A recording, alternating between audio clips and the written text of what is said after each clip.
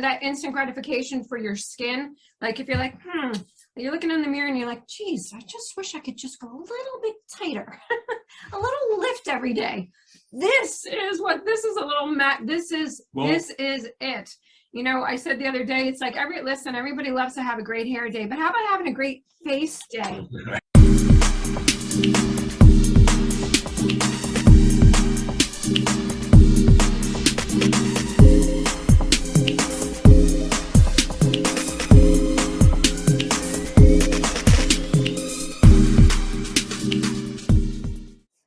I've always, when you say reading someone's face, you're always thinking about their facial structures, like happy, sad, angry, lying, not lying. Never thought about it from an actual bone structure point of view, which is really cool. You know, what's interesting is when you talk about sacred geometry, we were just talking about it yesterday. It's a very, very complex bit of a mind screw. You're breaking it down very nicely. Yeah. You really are. You're breaking it down very nicely as far as how we're getting it. So I feel like I'm getting closer. I feel smarter. We look at the 6 shapes, which would be round, square, rectangular, oval, and then inverted triangle and a triangle. Triangle would be more like this, more structure in the bottom part of the face, and narrow-minded. Oh, So, wow. yeah, so that we don't see too many triangular faces. Usually you find them in prisons or detention homes, because it's a lot of energy in the bottom part. So a lot of anger, a lot of, fire, like a volcano, or the Ku Klux Klan. That's the shape of the mask, right? Yeah. And the other inverted triangle would be, they're usually don't have much of a body because they're so in their head, so there's not much consciousness in the flesh. So yeah, and the chakra system would be, this is the base chakra. Your lips are the sacral chakra. That's your genital area, our sexual sensual energy. That's why when you kiss someone, the juices start to flow in the genital area, and it's how we taste life. And we say the lips are the labia and tongue is the penis. So you can titillate, and so you could actually have an orgasm almost just through the lips area. And if you remember Pretty Woman, the movie, she's out with her hooker friend, and she said, never kiss them on the lips, you're gonna fall in love. Don't. It's more intimate than intercourse. So your face has its own chakra system? Yeah, the nose knows. It's a little nosy, and it wants to nose it all. And it's our solar plex area. Wow. So that's how we fire up. Right. And it's how we cook our food in the solar plex area. And then the eyes are the heart chakra, or the windows to the soul.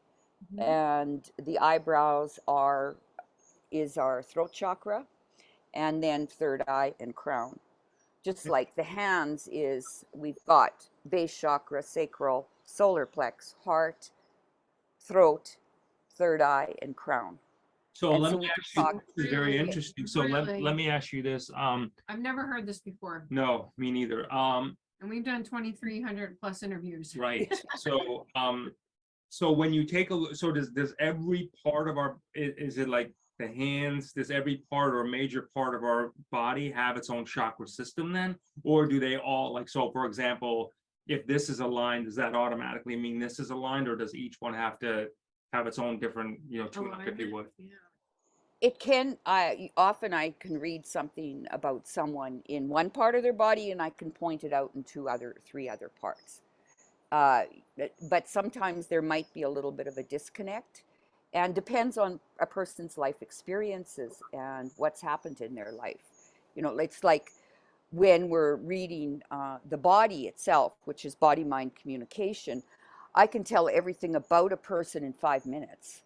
Not the story behind it, but what the issue is in the tissues. So lots of tissue, lots of issues. Very little tissue in the body is that they've left their body. They just think they have no issues, but there's nobody home. So when we touch someone, we can see how much consciousness is in the flesh, how much they've stayed in a certain part. So goes into the fight flight. Fight would be lots of tissue, so they're hanging on to it, and flight would be their consciousness leaves the flesh. And they maybe barely keep their head above water, or water being emotions, right? Or they've got their head in the cloud, they're maybe more in a spiritual bypass.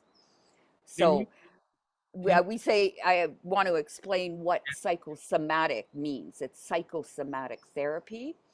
Psycho means the psyche or the consciousness in the soma, which is the physical body. So when you understand your own self, your own body, and this whole time is about come home, don't leave your body, stay in the driver's seat, stay consciously, be present in every moment.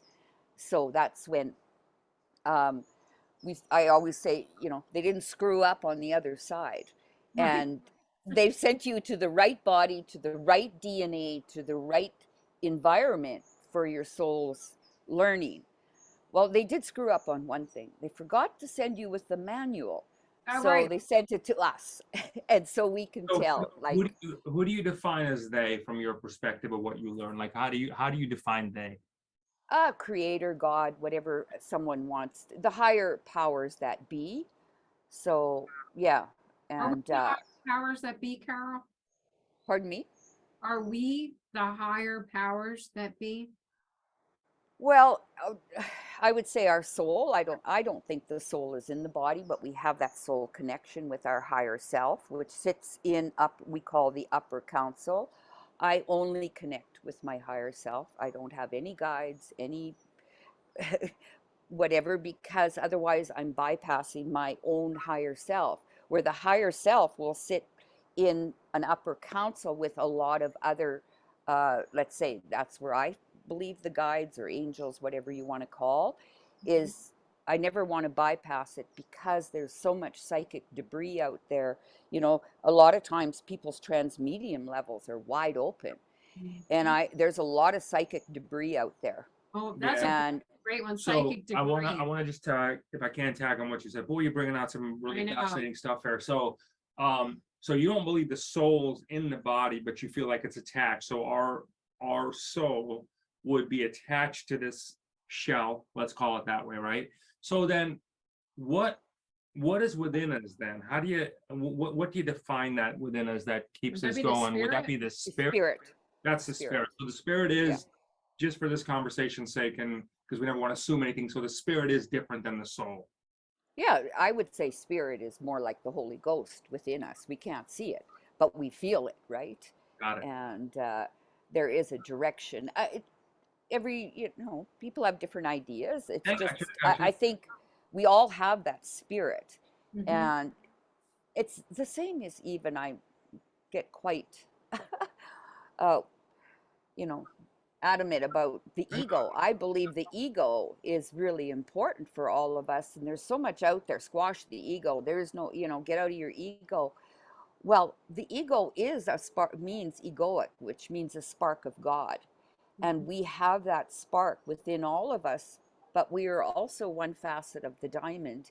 We just need to polish it and allow our spirit to come through our personality. That's what makes us who we are and makes us different from each other.